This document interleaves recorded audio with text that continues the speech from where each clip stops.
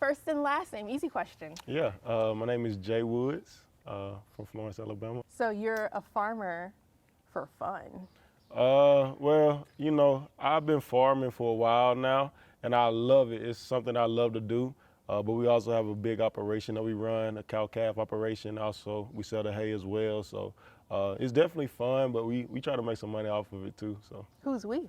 me and my cousin, Ricky Simmons. So he's the owner of R&S Farms. I just help operate it. So R&S Farms is the name Yes, that you ma'am. all work out of. You were talking to me offline about how this came to be, how you were able to acquire some land too by your late grandfather. Condolences. I know Yes. it's a big part of why you're doing what you're doing today. Yes, ma'am. Yes, ma'am. So about 7, 8 years ago, my grandfather passed, and he had a 15-acre horse operation down there, about 5 minutes from where we do the big operation at. And when I moved back home from Duke, then I was looking for a place to buy a house at, and so happened it came open, and I was able to purchase that back. So I kind of got my start there with my little 15 acres there. I got a horse, some dogs, some chickens, things like that. But I'm gonna slowly expand out my cow operation as well. So Congratulations. I remember you mentioned it. Congratulations. And I think you have you're trying to develop a little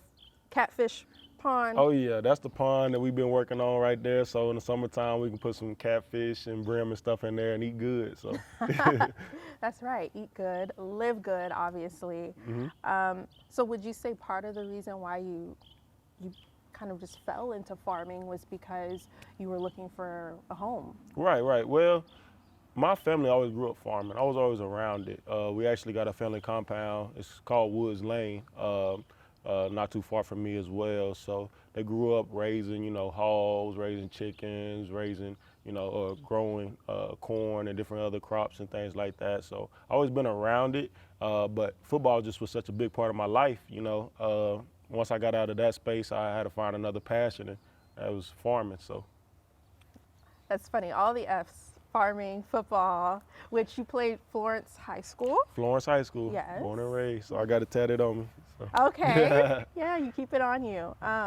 Representing where you're from. Yes, ma'am. So Florence, and then you went to, which one was first, Michigan or Duke? I went to Michigan first. I played up there for 3 years under Coach Harbaugh, graduated. Then I transferred to Duke with Coach Cutcliffe, and then graduated there. So. And between football and farming, you had some aspirations, right? Yeah. For football. Oh, definitely. I think any elite, competitor wants to make it to the highest level, which is NFL, and that was definitely my goal. But injuries happen, shoulder, head, knee, everything like that, and you start looking at the big picture. Like, okay, I love this game, but am I willing to sacrifice my body? Where 10 years from now or 5 years from now, I could hardly walk or lift my shoulder up or even think right. So I had to make that tough decision just to hang up the cleats, and but I'm glad I did, because I wouldn't be in the position I am now if I didn't. So And obviously, your family is a big supporter. What was that like for them seeing you make that pivot from football to farming? yeah.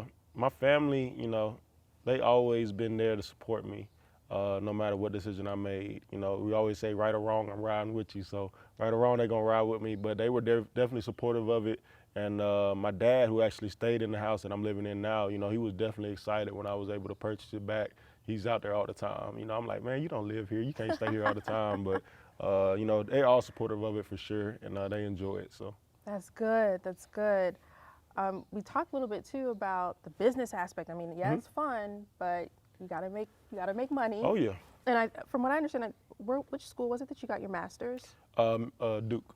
Duke. Okay, yeah. So you got your master's in. The Master Management Studies at the Fuqua School of Business. So yeah, I am a businessman at the end of the day. In this world, you got to be able to have some type of income come in, and you want to make it make sense. And with our operation, we have a cow-calf operation. So basically, what that is, you let the cows have calves, and then you let those calves get big, and you take them down to the sale barn and get the money. So it's pretty simple, but just like anything, it's a lot of outliers, a lot of different things that can happen. You have a calf die, you maybe not have a cow come in, calving or anything like that. So it's tough, but it's something you got to really love and enjoy doing. So Yes, and again, can't put any more emphasis on the fact that you do it for fun. there's a misconception that like folks who farm, that's all they do, and you quickly corrected me. Right, right, right. Yeah. Yeah, so a lot of people think, okay, full-time farmer, like, which as much as I would love to do it, that's not the case. Today's time, I was always told, as a businessman too, you let the farm take care of the farm, and then you let your day job take care of the house. So you kind of don't mix those two finances and things like that, and that's how you can kind of stay afloat and make sure everything is good out there. So I do, work as a sales rep remotely, which is nice because I'm able to be out here when I need to. But at the same time, like I said, it's just about making it make sense and make sure you're not putting too much of a burden on yourself. So We forgot one more thing before we get to the family part, more of the family. Your faith, like you're really Right. big on that. Yeah, so the three pillars in my life is definitely my faith, my family, and then just my future, right? And that future ties into, my farm and my football that I got going on. But my faith has been something close to my heart, since I was born, able to really understand it. I always grew up in the church. I know how much that, he blessed me with this opportunity and how much I need to kind of give him that glory and show it back. So, definitely my faith is a big part of what I do. So. Yeah, hence the cross Oh, yeah. on your ear. I love the cross, I used to wear this in college and I just got it back. See my boy Kane Brown, he got it in too, one of my favorite country artists. So I was like, let me break it back out again. So Fast forward. While we're here, you're looking to expand your family, Right. settle down, get married. And I think I read your mom was pressing you for grandbabies. Oh yeah, Yeah, definitely. so, well, my question to you is, why did you decide to go down that route through Farmer Wants a Wife? Yeah, first of all, my mama, she has been pressing me about grandkids. My sister about to have a little boy, so I got a nephew on the way, so I'm definitely feeling the pressure now. But, I always wanted to find a person that was like-minded, wanted the same things as me as far as, building their faith, building a family in the future. My future is a farm, so it made sense once I had the opportunity to be on Farmer Wants a Wife, just to find that perfect person for me that knows that, hey, you're getting involved with a guy who loves to be outside, loves the country, loves cows, loves all these things. And with their show, it has a high success rate, I know they started back in Australia, so it was around like 300 marriages with over 200 kids or some crazy stat like that. So when I found all that out, I was like, man, this could be a blessing in disguise, and I decided to give it a chance. So. And I mean, obviously you went through the screening process, you Right. went through quite a bit. So when you first heard of it, how did you hear of it? Was it word of mouth or just something you saw? Yeah, so it's a funny story. So when my sister, she was getting married last summer, and one of her coworkers seen me, was like, hey, is your brother single? And I was like, yeah. I said, I think he'll be perfect for this show. And I never heard of the show up until this point. They actually, she said Farmer Wants a Wife, and I didn't think anything of it.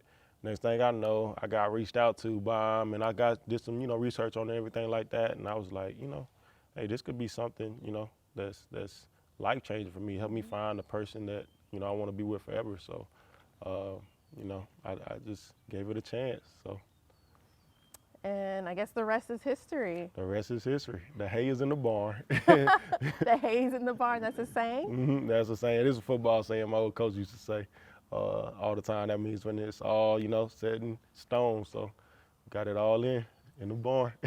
That's awesome. And would you have ever imagined being in a position like this where you get to share your love story on a national scale?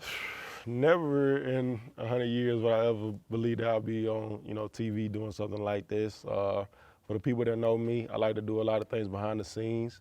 And, this opportunity was definitely one that threw a curveball for me. But like I said, I'm big on my faith, and I just trusted it and, prayed about it and ended up, doing it. So it'll all work out in the end. Awesome. Anything else you want to say about this opportunity? I myself watched a few episodes to do some homework. Right. And I know the host at the time, she was like, well, this is something that could really change your life. Yeah. I'm definitely excited about the opportunity for sure. We got a new host, Miss Kimberly Paisley, and I know that a lot of people know of her and her husband and things like that. But I know this season is going to be one to remember for sure. So I'm excited about it, excited for y'all to watch this journey with me. and tune in. So, What was it like for you working with three of the other guys, right? yeah. Did you Three. establish a brotherhood or something? Oh, definitely. We not too long ago, we went on a hunting trip down in Alabama not too long ago. So the guys are great. You know, John, Matt, Colton, you know, all stand-up guys, very classy, very, you know, humble. And, you know, we got our own sense of humor too. And it's funny, we always say we're the only, you know, four guys that can say we did this together, you know, out of anybody in the world. I mean, granted, the other farmers in the other seasons, but we got a special bond. So I really enjoy those guys a lot. It must be love, it must be love. I fight like a sparrow and fly like a dove.